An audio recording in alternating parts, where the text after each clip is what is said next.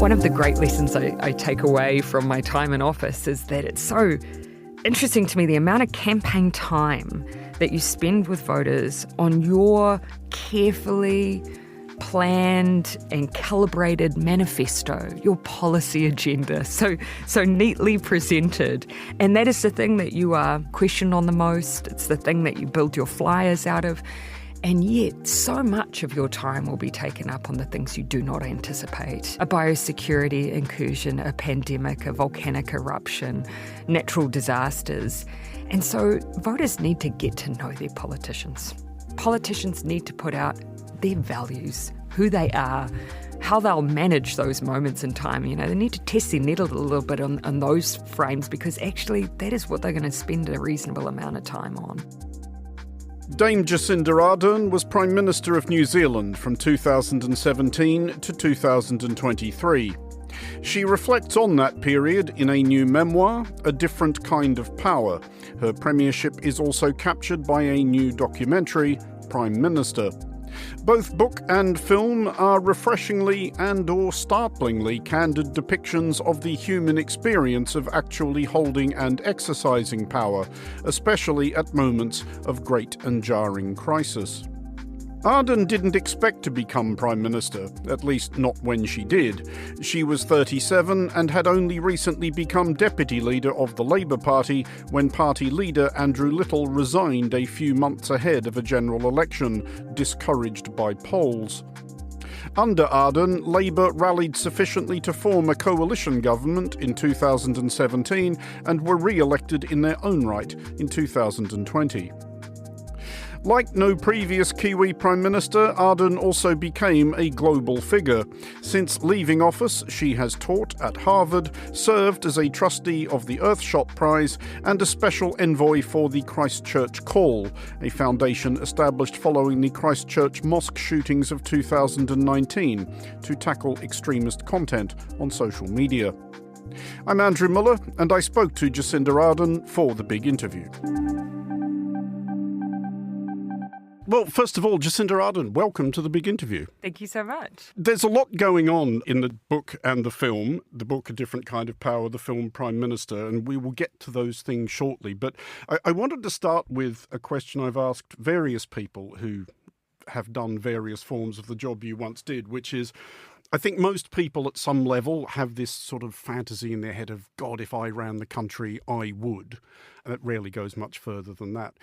What was the particular point at which you decided, or it became clear to you that it was possible, actually, I should run the country? Because that's a big leap from thinking, I would like to change these things, to I should be the person who does this. I don't remember ever having that frame. and I think you'll appreciate having read the book in particular, but the film certainly gives the visuals behind the speed at which I found myself in the leadership position. But in the book you get the internal monologue, the thought process, and you'll see that because I found myself in this position where my leader, essentially, the person who was meant to run to be Prime Minister, walked away from that and delegated the role of running to me only 7 weeks out, my thought process was more, I have to do this. Now there's this responsibility. My team have asked me to take up this mantle. You know, I have to do this. It's still a choice, though. You still are deciding that I should do this and I can do this. I felt like at that time that actually the choice that I was making was not to say no. Because if you think about it, in a parliamentary democracy where you have a situation where you've got your elected leader, we were in opposition at the time, and as I say, we're 7 weeks out from the election, the billboards are up. So the billboards with my boss, Andrew Little, are up. I'm his deputy. I'm his loyal deputy. So there I am standing next to him with the slogan, a fresh approach, plastered around the country. When suddenly we get a poll that just shows that we're on a downward trajectory that is potentially catastrophic. And that was when he said to me a week before he made the decision, I don't think I can do this. And at no point in there do I remember thinking or saying to him, okay, hand it to me. Absolutely not. I played, a very defensive position of these are all the reasons why you need to stay. But when he then quit, and in the same meeting, nominated me, there was no room for anything other than, I need to now crack on and do this. I don't remember a thought process that said, I'll just say no and see what happens next.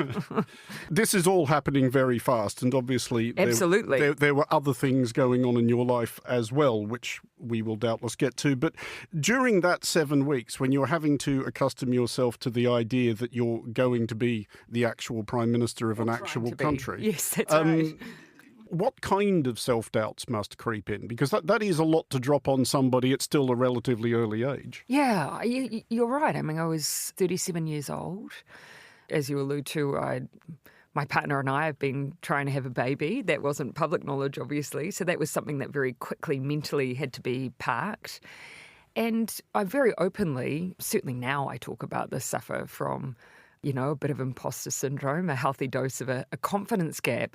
But one of the things that I think is misunderstood about that, I think you can doubt whether or not you are necessarily the best person to take on a job, while simultaneously feeling such a huge weight of responsibility that when that job is on your shoulders, you just have to crack on. There's no time for being self-indulgent, to dwell on your doubts.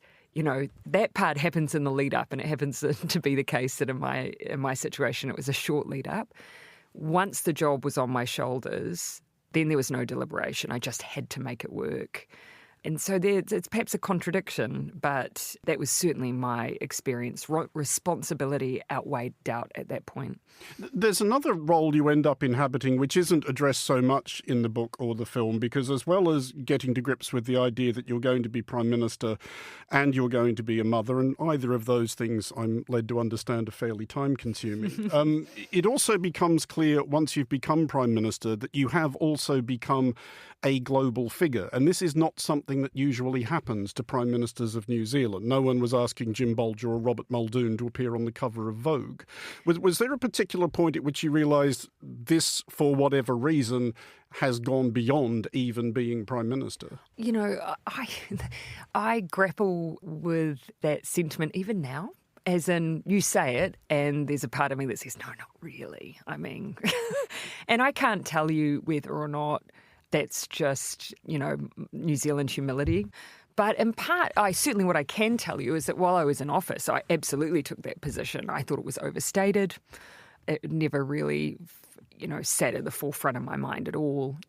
When you have a role as important as running your country, you become pretty single-minded about that. And whatever might be coming from the outside, you have to almost compartmentalize. My duty of care was to New Zealanders. And in fact, it's very much the case. If you look like you're there for anything other than public service for New Zealanders, it looks like you're being performative for a global audience. That's something that's going to get shut down pretty quickly at home. So I didn't pay too much attention to it. And sometimes it would be played back negatively to me if that rose up too much. Your premiership ends up being dominated, I think, and certainly both events are quite rightly covered in the book and the film, by two great crises. One was the crisis which affected everybody who was doing your job at the time, which was obviously the COVID-19 pandemic. The other was the terrorist attack in Christchurch in March 2019. And it's very vividly conveyed in the book, especially, I think, both your bewilderment and your anger at what had occurred. But what I was wondering, and again, this is a specific question to being Prime Minister of New Zealand, if you become Prime Minister of the United Kingdom, I guess, or President of France or the United States, probably at some level you have an idea that at some point something like this is going to happen, and you're going to have a logistical and rhetorical response. You're going to have something to say. When you become Prime Minister of New Zealand, does this even occur to you as a possibility that you will have to deal with an absolutely monstrous terrorist attack? Because I can remember myself looking at the news headlines when I woke up that morning, and my initial thought was, where's the other Christchurch? Yeah. Because this obviously can't happen in New Zealand. Yeah. And you know us well, so the answer would be, you're right. That isn't something that you have at the forefront of your mind, but you also, in many ways, just have that general sense that you have to be prepared for anything at any time. My predecessor had a horrific earthquake and a mining disaster. natural disasters are something that we have a consistent kind of eye to and level of preparedness for. So something like the Wakari volcano, you've thought about something like that? Well, probably, the level of specificity, of course, Whakaare is an active volcano, and so it's not unusual for us to have activity there, but activity at a time where there happens to be a boatload of tourists on it. There are some things that you don't necessarily obviously anticipate. But I do remember when I first became Prime Minister, going through a risk register, essentially what are the things that could happen in New Zealand? And it has everything that you could imagine on that list. But there are those things that feel more plausible. But regardless, you have to have a level of preparation for them. Can you mentally prepare though? My experience generally is that in many ways, you can't fully prepare for leadership, full stop. So your personal response to Christchurch, as you recall it, was that more or less improvised hour by hour? You were just thinking as you understood what had occurred, these are things I should do, these are things I should say? Improvise is a word, but I think I prefer intuitive. As politicians, I think one of the things that is really important to try and maintain attachment to, but I think probably the larger the country, the more difficult that is your own intuition, because it's so closely connected to your sense of people and where public sentiment is. But the larger the country, the less proximity I think you're able to sometimes have with people. Your security detail gets larger, the protections get larger, probably the bubble is a little bit different.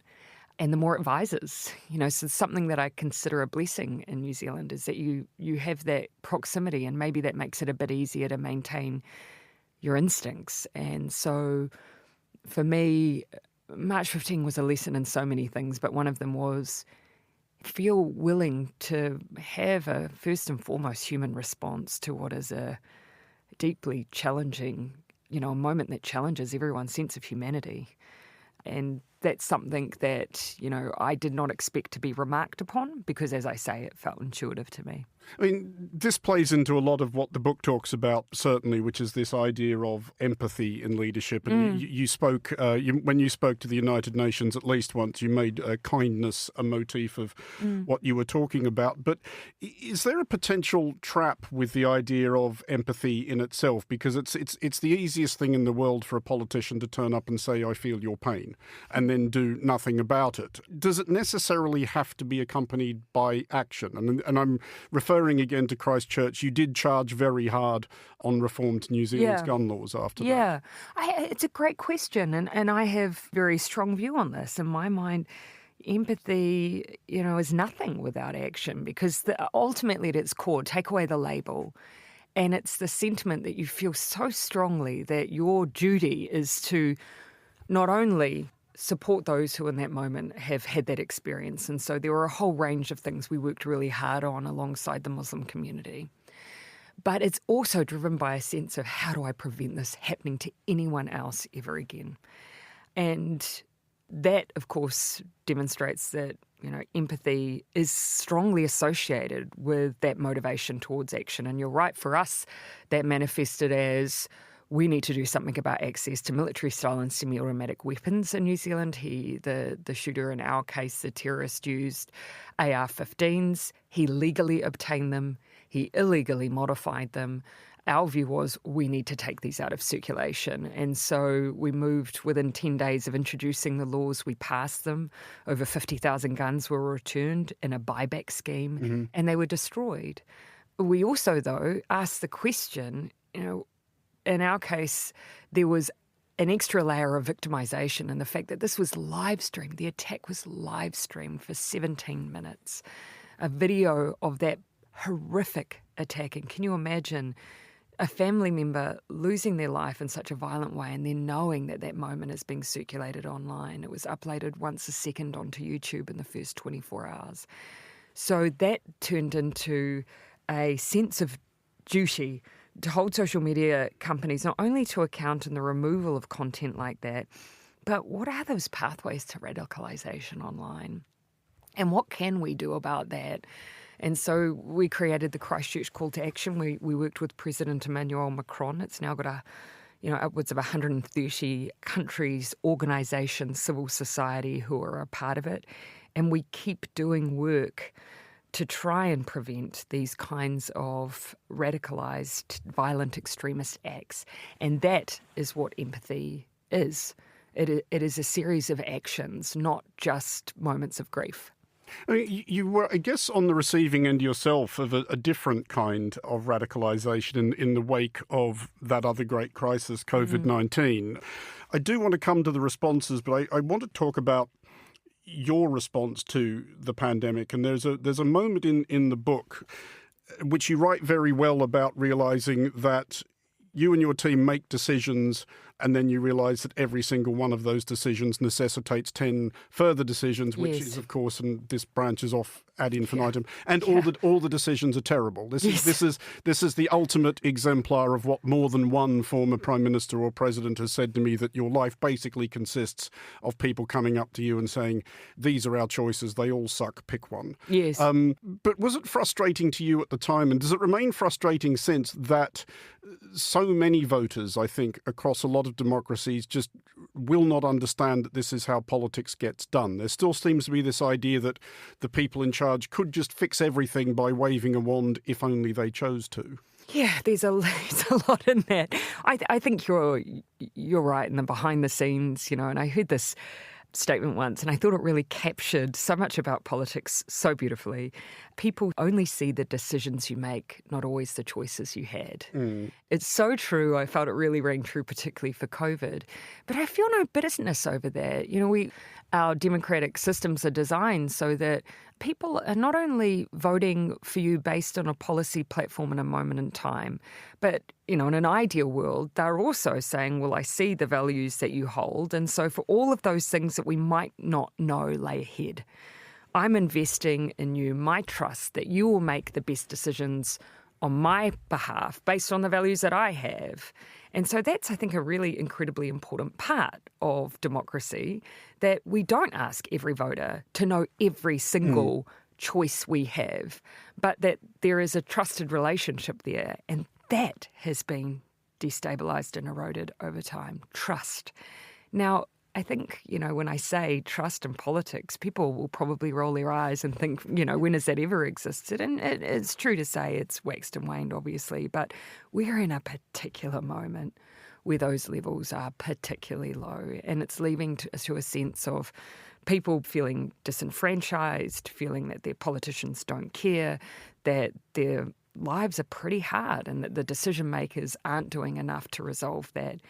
But I think what that's now turning into, before that might have just been a sense of grievance, surveys are now demonstrating that lack of trust and that sense of grievance is turning into a belief that people think that hostile acts are now justified, that spreading disinformation, vandalism, violent rhetoric are justified. So I think that's the next phase we've moved into, and I don't know if we've always associated the erosion of trust and the belief that politicians don't care now with that sense of hostile acts being justified. But can you see any trajectory for that hostility and that extraordinary paranoid rage other than it just getting worse? Because this is what you end up getting confronted with yourself. The Parliament, the Beehive in Wellington, is besieged by this crowd of people who have somehow persuaded themselves that they are living in a fascist totalitarian dictatorship as opposed to, New Zealand.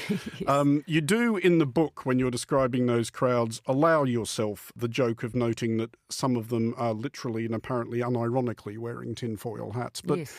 Was there any part of you at that point that wonders, what would happen if I just said, you people are insane, you're just mad, nothing you're saying makes any sense, you have literally no idea how anything works. This is just gibberish. I never ever felt like, that never entered into my consideration as being something that I would do in part. Not even as a wistful daydream? No. I think because actually if I was to give you a sentiment that I felt overall during that period, I felt sad because every single person had been led to that place because of something. Fear, maybe, isolation, seeking out people who shared the same views, a poor experience with the state. everyone was there because of something. And I think that's the duty we have, is to look at that something. And I don't think we can simply stand back and try and, it's not to diminish it, but to almost say that somehow it's not something that we have a role to play in, when I think actually we do. I think there's things that as a global community we need to think about, because even though, the example we're talking about was on the parliamentary forecourt of New Zealand, 6 days prior it was on the Canadian Parliament. And there were Trump flags down on our forecourt, QAnon posters. There's a globalisation of political culture. There's a globalisation of political conspiracy. And all of it in different ways erodes people's belief in their own democracies. But in taking this on, is this not a thing where empathy will only get you so far? Because if we look at the sort of global populist eruption of the last decade and change, there have been so many efforts by well-meaning orthodox liberals to try and understand why these people are so angry, and to try and reach out for them, and to try and, to repeat that phrase, feel their pain. And what if they just enjoy being angry? What if this is kind of like their hobby? It's the thing they enjoy doing at weekends. The first thing I'd say is, don't mistake empathy for almost there being a universality to that. Now, to give you an example of what I mean. Yes, I want to understand how people came to be in that position, mostly because I want to do something about it. And I'm an evidence-based policymaker and politician.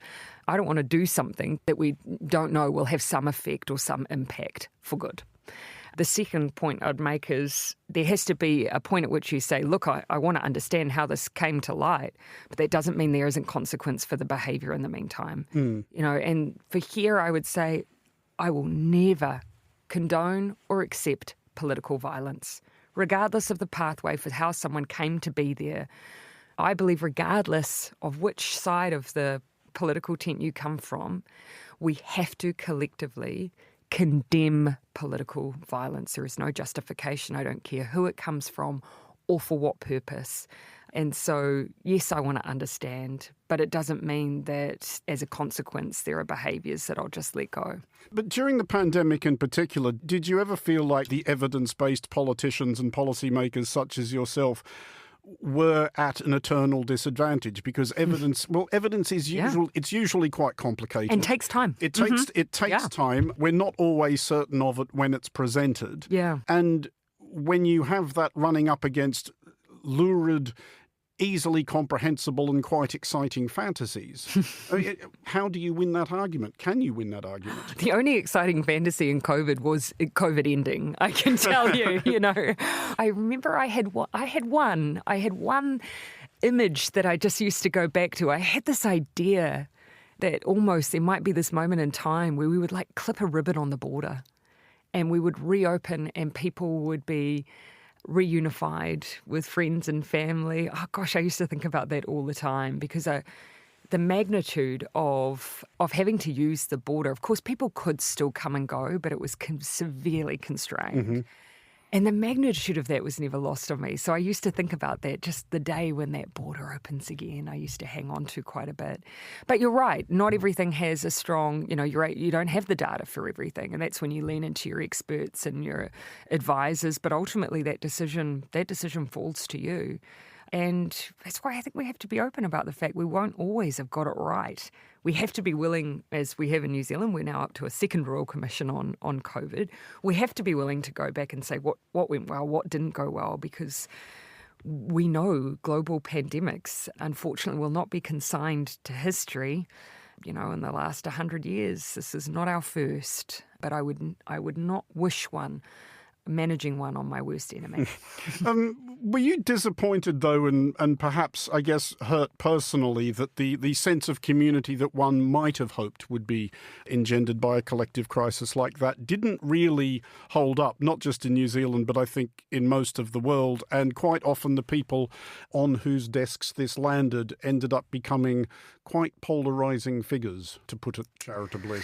Yeah, and there's not too many people who covered through COVID who are still in those roles.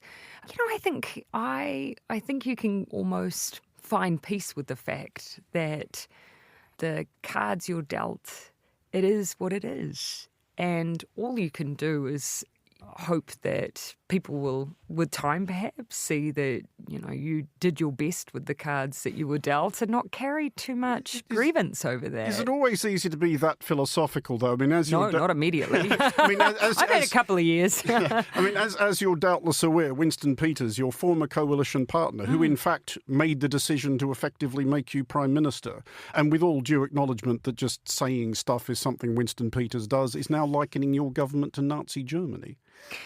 Well, obviously you'll know my view on that, and I think actually most New Zealanders will have a view on that.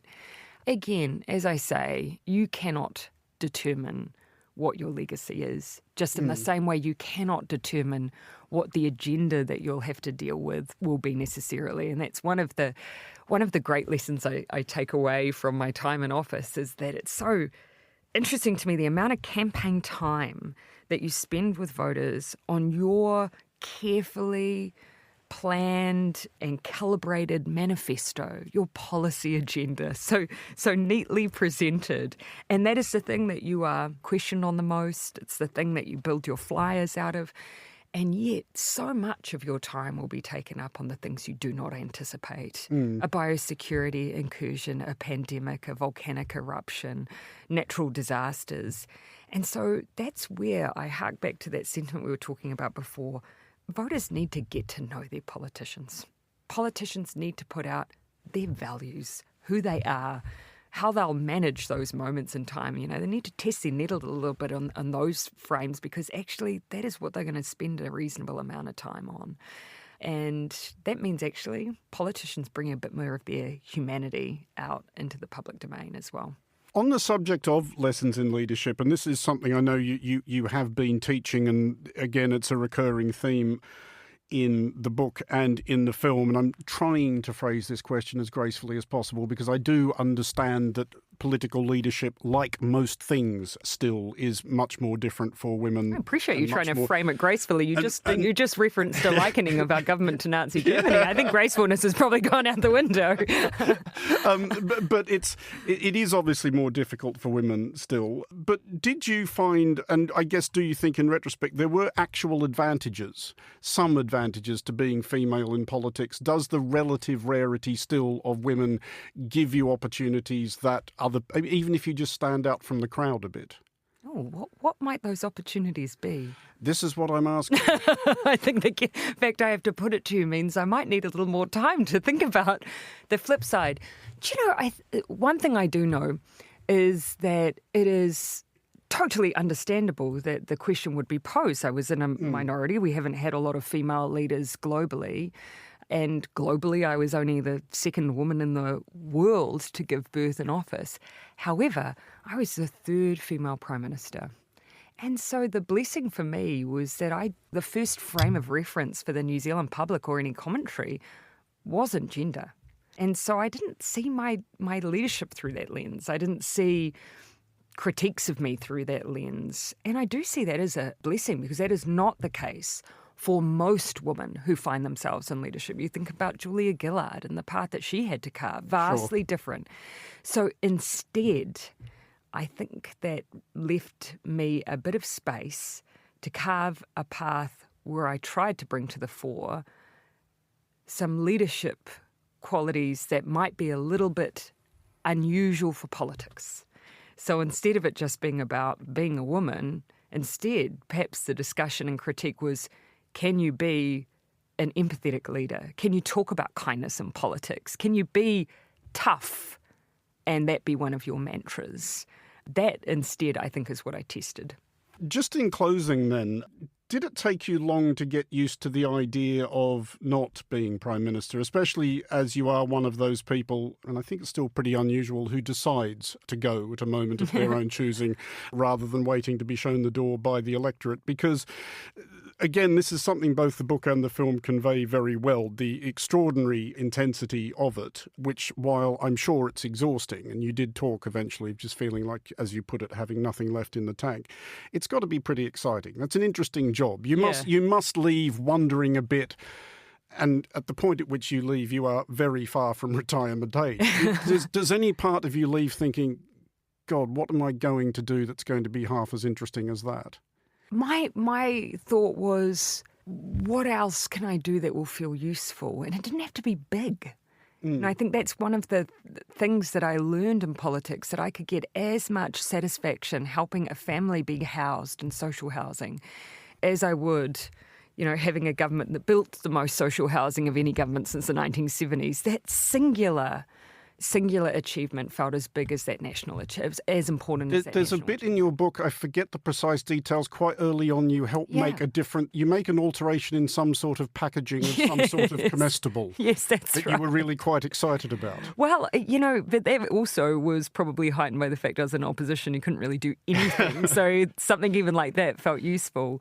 But I think that was such a helpful learning in politics, because it meant that I came away knowing that I didn't have to run a country to find ways to be useful and feel like the way I was using my time was worthwhile. However, that doesn't mean there aren't things I miss. There are things I miss. But that's not the same as regretting your decision, which I don't. I still believe it was the right thing to do, even when I miss some elements of what I used to have as a job. And I started by asking a question I've asked other presidents and prime ministers. I'll finish with a different one, because it does always strike me that this is a job obviously very few people get to do, to lead their country.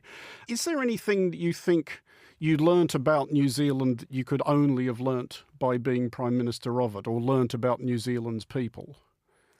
I think I would say that it reaffirmed for me. It strengthened all of the assumptions that I had. And I always have to catch myself, because I have a bit of a tendency to wax lyrical about New Zealand and its people. But there's no place in the world like it. And it's one of the things I hope with the film, that, it's a very intimate film. You see a lot of me and my family behind the scenes. I think you'll probably get a sense of why actually the departure wasn't jarring, because actually when you're Prime Minister of a country like ours, there are little things you're still doing. You can still go to the supermarket, you still drive your own car. There's some leaders that won't drive cars for 8 years. So you get that sense, but you also get to know my country. And I think you get to know a little bit about, who we are, the way we are.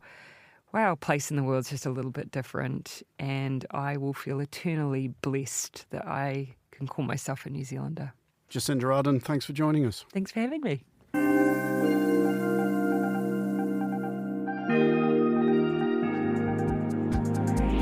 That was Dame Jacinda Ardern, former Prime Minister of New Zealand. Her memoir, A Different Kind of Power, is available now. The documentary, Prime Minister, is available to stream. The Big Interview was produced by Chris Chermak and edited by Christy O'Grady. I'm Andrew Mueller. Thanks for listening.